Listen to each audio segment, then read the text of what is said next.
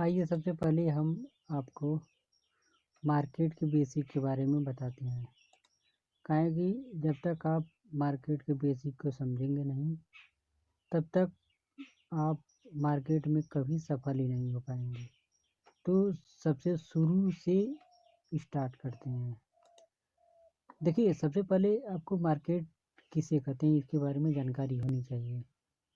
Market एक ऐसा जगह है जहाँ पे खरीदार और विक्रेता आपस में किसी भी वस्तु, सेवा या वित्तीय और संपत्ति का लेन देन करते हैं, तो उसको मार्केट कहा जाता है। मार्केट में अधिकतर अगर जो चीज़ प्रभावित होती है वह उसका रेट प्रभावित होता है।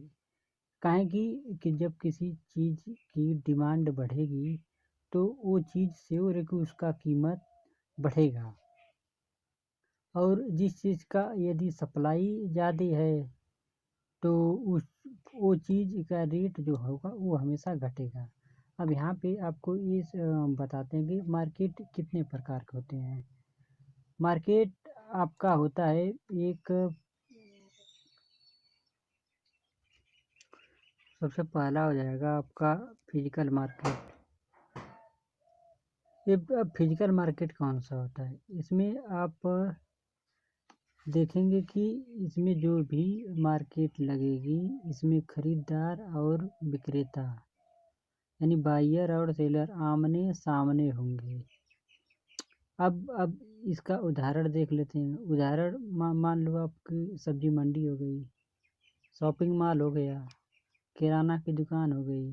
यहाँ पे जो भी खरीदने और बेचने वाले होंगे सब लोग सामने होंगे, तो इस प्रकार के मार्केट को फिजिकल मार्केट कहा जाता है। अब जो दूसरा मार्केट होगा वो आपका वर्चुअल मार्केट होता है। इस मार्केट की विशेषता क्या होती है कि ये मार्केट ऑनलाइन होता है, और इस मार्केट को लोग ऑनलाइन प्लेटफार्म वाले लगाते हैं। जब यहाँ पे जो भी खरीदारी और बिकवाली होती है वो सब इंटरनेट के माध्यम से होता है।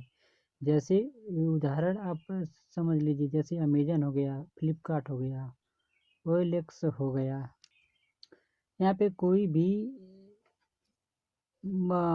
विक्रेता और सेलर, विक्रेता और बायर कोई भी आमने सामने नहीं होता है। अब तीसरा मार्केट का प्रकार देखते हैं, वो होगा आपका फाइनेंशियल मार्केट।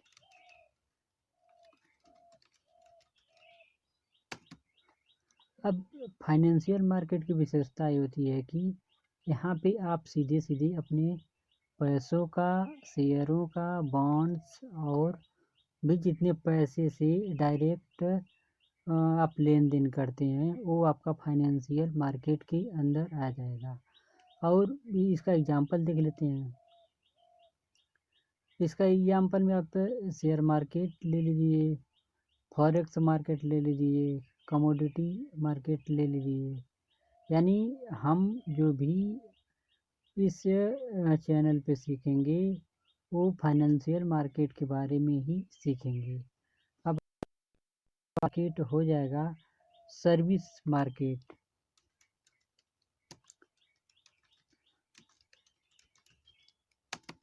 अब इस सर्विस मार्केट में सिर्फ सेवाओं का आदान प्रदान होता है, जैसे कि बैंकिंग सेवा हो गई, स्वास्थ्य सेवा हो गया, शिक्षा सेवा हो गया।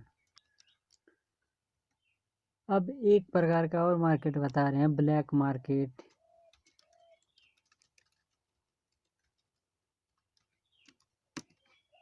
ब्लैक मार्केट में क्या होता है कि यहाँ पे जितने भी गैरकानूनी सामान होंगी या फिर गैरकानूनी जितनी भी सेवाएं होंगी यहाँ पे खरीदी और बेची जाती हैं।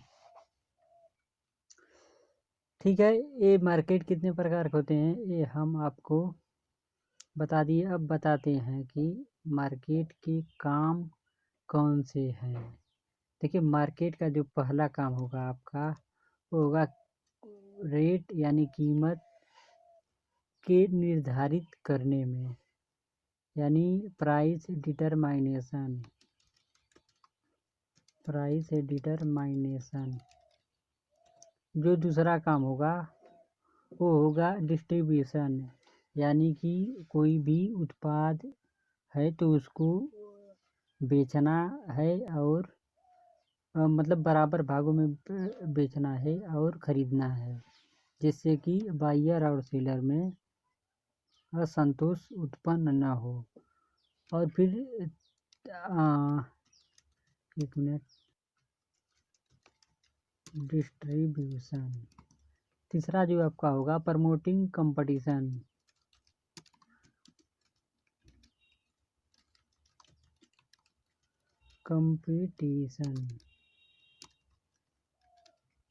इसका मतलब ये है कि बाजार में खरीदने के लिए भी प्रेरित करना और बेचने के लिए भी प्रेरित करना। और फिर चौथा बाजार का काम ये होता है कि ग्राहकों की ज़रूरतों को पूरा करना, यानी जो भी ग्राहक आ रहे हैं खरीदने के लिए या बेचने के लिए, उनकी ज़रूरतें क्या हैं, उनको वो पूरा करने के लिए मार्केट का काम होता है कि वो उनके उद्देश्य को पूरा करें, यानी फुलफिल कस्टमर नीड्स। अब एक चीज़ और समझते हैं कि मार्केट प्रभावित कैसे होता है, यानी मार्केट को प्रभावित करने वाले कारक कौन से हैं। देखिए, यानी मार्केट पे जो भी प्रभाव पड़ता है वह उसका पहला सबसे बड़ा रीज़न होता है कि डिमांड सप्लाई क्या है। डिमांड एंड सप्लाई क्या है। दूसरा सबसे बड़ा वो मार्केट प्रभावित होता है वो गवर्नमेंट के नियम से, गवर्नमेंट पॉलिसीज। तीसरा सबसे जो मेन कारण है कि मार्केट प्रभावित होता है वो टेक्नोलॉजी से होता है। और चौथा जो सबसे मेन रीजन होता है वो इकोनॉमिक कंडीशंस, यानी कि खरीदने के पास और खरीदने वाले के पास और बेचने वाले के पास कितना पैसा है। भाई खरीदने वाले चाहेंगे कि मुझको माल सस्ता मिले, बेचने वाले चाहेंगे कि मुझको माल, मैं अपना माल बहुत ज़्यादा रुपया में बेचूं, तो इस तरह भी अव्यवस्था उत्पन्न होती है। तो ये चौथा कारण हो गया इकोनॉमिक कंडीशंस। और पांचवा सबसे मेन जो है वो कंपटीशन। भाई कंपटीशन में सबको अपना माल खरीदना है, सबको अपना माल बेचना है। तो ये सबसे मेन पांचवा तंत्र रीजन है। भाई अब मार्केट को समझ लीजिए कि मार्केट किसी भी देश की अर्थव्यवस्था का रीढ़ होता है, काहे कि किसी भी देश की ज़रूरत इन्हीं सब चीज़ों से पूरा होता है। काहे कि मार्केट में सभी लोग बराबर नहीं होते हैं। किसी के पास खाने की कमी, तो किसी के पास पैसे की कमी, तो किसी के पास पीने की कमी, पहनने की कमी। तो इन सब चीज़ों को पूरा करने के लिए मार्केट का निर्माण किया जाता है और मार्केट में लोग अपनी अपनी ज़रूरतों के हिसाब से उसका कुछ मूल्य देकर आदान प्रदान करके अपनी ज़रूरत पूरा कर लेते हैं। तो इस तरह से मार्केट किसी भी देश के लिए बहुत ज़रूरी हो जाता है। जब हम ट्रेडिंग सीख ही रहे हैं तो सबसे पहले फ़र्क करना सीखेंगे फाइनेंशियल मार्केट के अंतर्गत कि भारतीय मार्केट और फॉरेक्स मार्केट में अंतर क्या है। अब समझते हैं कि सबसे पहले इंडियन मार्केट क्या है। भाई दुनिया में बहुत सारे देश हैं, सबका अपना एक्सचेंज होता है, सबकी अपनी अपनी अर्थव्यवस्था है। तो उन अर्थव्यवस्थाओं को चलाने के लिए हर देश अपने देश में एक मार्केट का निर्माण करता है। और वो मार्केट कई तरह के होते हैं। वो मार्केट कितने प्रकार के होते हैं तो हमने पहले ही बता चुके हैं। तो इंडियन मार्केट में आपका क्या होता है कि इंडियन मार्केट में आपका शेयर शेयर बाज़ार और कमोडिटी बाज़ार शामिल है। यानी इंडियन मार्केट के जो मुख्य कंपोनेंट हैं वो बीएससी है यानी एनएससी है, जो जो उनका मुख्य हेड है। यानी Bombay stock exchange, NSC national stock exchange, ये दो मुख्य रूप से शेयर बाज़ार में इनके हेड हैं, मुख्यालय हैं इसी को। फिर और इसके बाद एक और है ये फॉरेक्स मार्केट।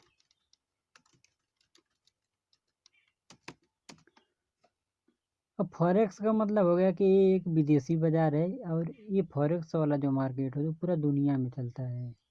यानी दुनिया में हर देश के लोग इस मार्केट को यूज कर सकते हैं, और इस मार्केट में जितने भी रुपए हैं, जितने भी करेंसीज हैं, उन सबका आदान प्रदान होता है, उन सबका कारोबार होता है।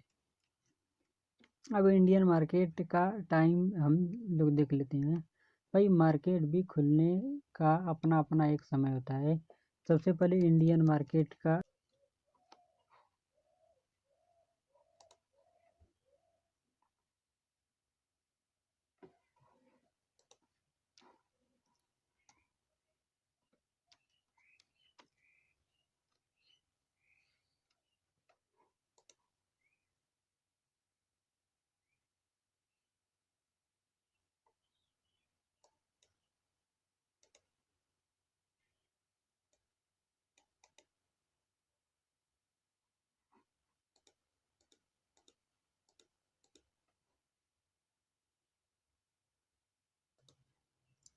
अब हम यहाँ पे ये देख लेते हैं कि इन मार्केट्स को रेगुलेट कौन करती है, यानी इन मार्केट को चलाती कौन है।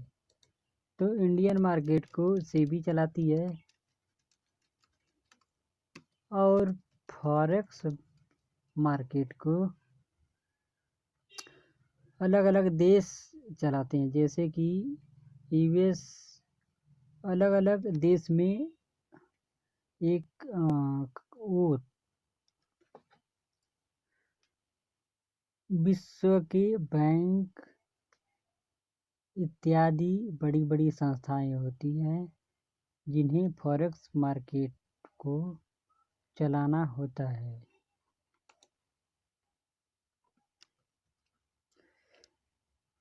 तो ये थी जानकारी मार्केट के बारे में, और मार्केट कितने प्रकार के होते हैं, मार्केट को कौन चलाता है, मार्केट कैसे बनते हैं। तो अब आगे हम देखेंगे कि ट्रेडिंग कैसे होती है, और ट्रेडिंग हम कैसे कर सकते हैं। भाई ट्रेडिंग का मतलब क्या होता है।